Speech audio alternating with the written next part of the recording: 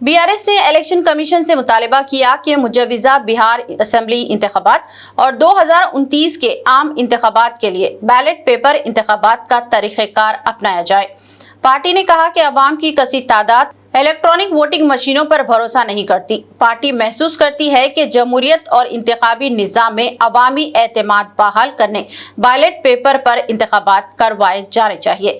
दिल्ली में election commission के इजलास में शिरकत के बाद मीडिया से बात करते हुए बीआरएस वर्किंग सदर KT रामाराव ने कहा कि अमेरिका, बरतानिया, जर्मनी और इटली जैसे ममालिक ने इलेक्ट्रॉनिक वोटिंग मशीनों का इस्तेमाल किया था, ताहम अवामी एतमाद टूट जाने के बाद उन्होंने इसका इस्तेमाल बंद कर दिया। उन्होंने कहा कि हिंदुस्तान दुनिया की बड़ी जमहूरियत है और 100 करोड़ से ज़ायद वोटर्स हैं। ऐसे में बैलेट पेपर पर वापसी की जानी चाहिए ताकि जमहूरी अमल में अवाम का एतमाद बहाल हो सके। उन्होंने इस बात पर भी तशवीश का इजहार किया कि वोटिंग मशीनों के जरिए इंतखाबी नताइज में उलट फेरी की जा रही है।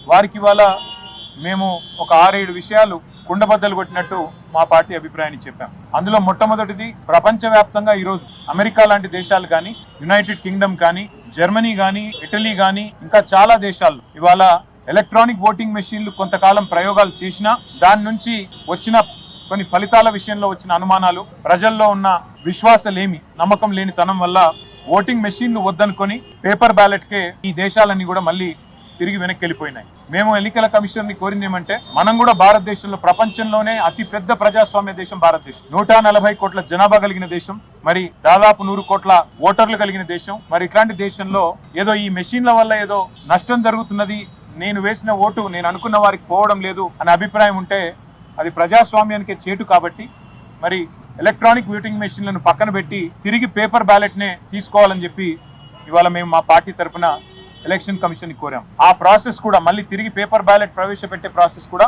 బీహార్ ఎన్నికల నుంచే ప్రారంభించండి. నవంబర్ లో జరగాల్సి ఉన్న బీహార్ ఎన్నికల్లోనే తిరిగి పేపర్ బ్యాలెట్ ప్రవేశపెట్టండి. ఆ తర్వాత వచ్చే సాధారణ ఎన్నికల్లో అన్నింటిలో కూడా ఖచ్చితంగా మళ్ళీ పేపర్ బ్యాలెట్ తోనే నిర్వహించాలని చెప్పి కూడా మా పార్టీ తరఫున కుండబద్దలు కొట్టినట్టుగా మా అభిప్రాయాన్ని చెప్పాం.